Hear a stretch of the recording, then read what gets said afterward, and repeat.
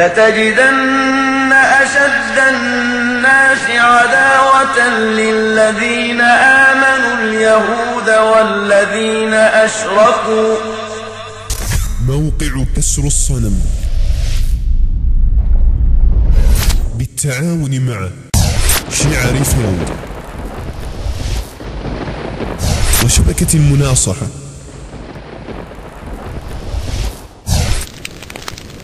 أن يقدموا ترجمة فيلم حرية يهود إيران.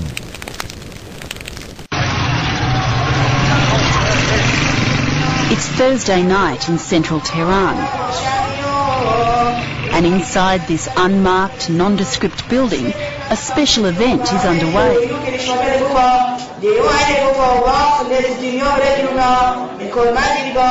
Some of Iran's 25,000-strong Jewish community are celebrating the festival of Purim, commemorating the ancient tale of a plot to kill all the Jews of the Persian Empire.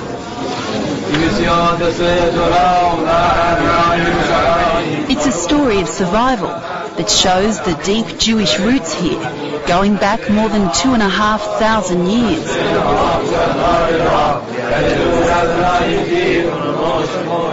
ایران در واقع وطن فرهنگی یهودی ها هستش.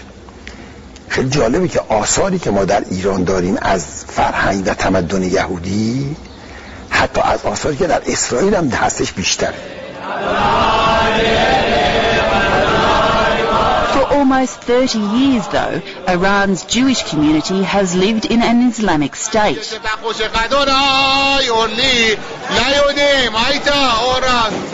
Synagogue board member Robert Halder believes the Islamic Revolution of 1979 was good for their faith.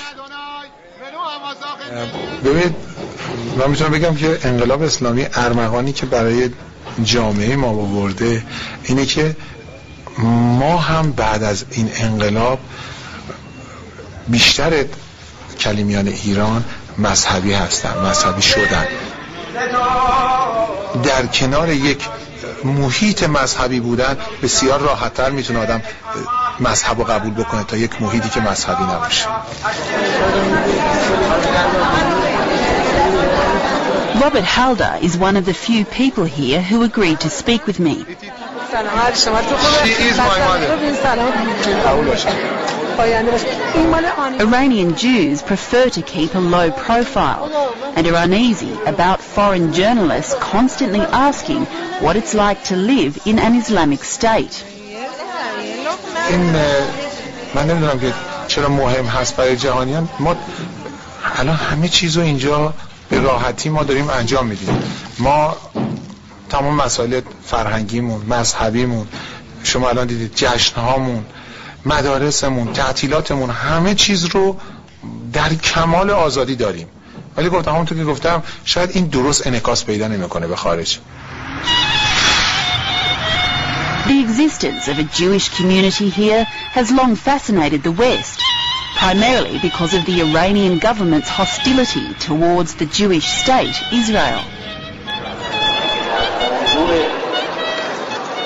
And Iranian Jews recently came to international attention when President Mahmoud Ahmadinejad described the Holocaust as a myth.